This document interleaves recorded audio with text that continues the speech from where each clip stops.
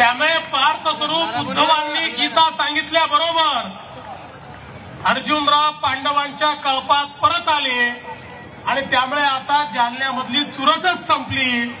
रावसाहेब अर्जुनराव हे एकत्र आल्यानंतर आणि त्यासोबत नाना आहेत, पालकमंत्री आहेत आणि सगळे आमदार आणि पदाधिकारी आहेत। आता निवडून येणं आव्हान नाहीये, आता खरं आव्हान जर काही असेल तर रावसाहेब पाटलांना महाराष्ट्रामध्ये सर्वाधिक मतांनी निवडून आणणं हे आपल्या समोरचं आव्हान आहे। आणि मला विश्वास आहे तुमच्या सगळ्यांच्या भरोशावर हे निश्चित शक्य होणार आहे। बंधू भगिनींनो, खरं तर या निवडणुकीमध्ये माननीय मोदीजींच्या नेतृत्वाखाली या ठिकाणी देशामध्ये मागील 5 वर्षामध्ये ज्या प्रकारचं काम झालं, सामान्य माणसाकरता, गरिबाकरता, शेवटच्या माणसाच्या जीवनात परिवर्तन घडवणाऱ्या हजारो योजना आज शेवटच्या माणसापर्यंत पोहोचवण्याचं काम हे माननीय मोदीजींनी केलं। आजच काँग्रेसने आपला जाहीरनामा घोषित केला। खरं म्हणजे काँग्रेसचा जाहीरनामा काल घोषित व्हायला पाहिजे होता, कारण काल 1 एप्रिल होता, एप्रिल फुलचा दिवस होता, त्यामुळे कालच तो जाहीरनामा घोषित व्हायला पाहिजे होता, पण तो आज झाला। पण जाहीरनामा घोषित झाला तरी तो एप्रिल फुल बनवणाराच जाहीरनामा घोषित झाला। काँग्रेसचा जाहीरनामा म्हणजे मुंगेरी लाल के हसीन सपने जे कधीच पूर्ण होऊ शकत नाही।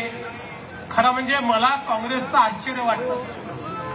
गेले 50 वर्ष एकच नारा देतात, निवडणूक आली की गरिबी हटाव, निवडणूक आली की गरिबी हटाव, आणि निवडणूक झाली की स्वतःची गरिबी हटवल्याशिवाय दुसरं काही करत नाही। गेल्या 50-60 वर्षामध्ये या देशामध्ये वारंवार गरिबी हटावच्या योजना काँग्रेस पक्षानं केवळ जाहीर केल्या। प्रत्येक वेळी त्यांनी योजना जाहीर केल्यानंतर गरिबी तर हटली नाही, पण या देशातल्या गरिबांची संख्या काँग्रेसच्या कार्यकाळात दुपटीनं वाढली। पण आज पहिल्यांदा मोदीजींनी ज्या योजना आणल्या, जनधन सारखी योजना असेल, उज्ज्वला सारखी योजना असेल, प्रधानमंत्री आवास योजनेसारखी योजना असेल, मुद्रा सारखी योजना असेल, ही प्रत्येक योजना शेवटच्या माणसापर्यंत पोहोचते आहे आणि त्या माध्यमातून आज एक मोठं परिवर्तन होत आहे। बंधू भगिनींनो, निवडणूक ही तर महत्वाची आहेच, पण त्यासोबत आपल्या समोर आज एक महत्वाचं आव्हान आहे। मराठवाड्यामध्ये आज मोठ्या प्रमाणात दुष्काळ आहे। आम्हाला चिंता निवडणुकीची नाहीये, निवडणूक आम्ही जिंकणार आहोत, जनतेचा आमच्यावर आशीर्वाद आहे। आम्हाला चिंता मराठवाड्याच्या दुष्काळाची आहे। या मराठवाड्याच्या दुष्काळामध्ये आमच्या शेतकऱ्याला त्या ठिकाणी खऱ्या अर्थानं मदत झाली पाहिजे, आमच्या सामान्य माणसाला पिण्याचं पाणी मिळालं पाहिजे, जनावराला चारा मिळाला पाहिजे। आणि मला खऱ्या अर्थानं एका गोष्टीचा आनंद आहे, महाराष्ट्राच्या इतिहासामध्ये पहिल्यांदा दुष्काळाचं अनुदान हे फेब्रुवारी महिन्यामध्ये वाटप आम्ही सुरू केलं। एकट्या जालना जिल्ह्यामध्ये 4 लाखपेक्षा जास्त शेतकऱ्यांच्या खात्यामध्ये हे अनुदान आतापर्यंत आम्ही वितरित केलं आहे आणि उर्वरित खात्यांमध्ये देखील आम्ही ते वितरित करतोय। आमच्याकरता निवडणुकीपेक्षा आमचा शेतकरी, आमचा सामान्य माणूस हा महत्वाचा आहे। आणि मी माननीय मोदीजींचे आभार मानतो। महाराष्ट्रावर आपत्ती आल्याबरोबर 4000 कोटी रुपये, 4700 कोटी रुपये मोदीजींनी महाराष्ट्राकरता दिले आणि सांगितलं इथल्या शेतकऱ्यांना, इथल्या शेतमजुरांना, सामान्य माणसाला कोणत्याही गोष्टीची कमतरता पडू द्यायची नाही आणि त्या माध्यमातून त्याच्यापर्यंत हे सगळं पोहोचवण्याचं काम आपण करतोय।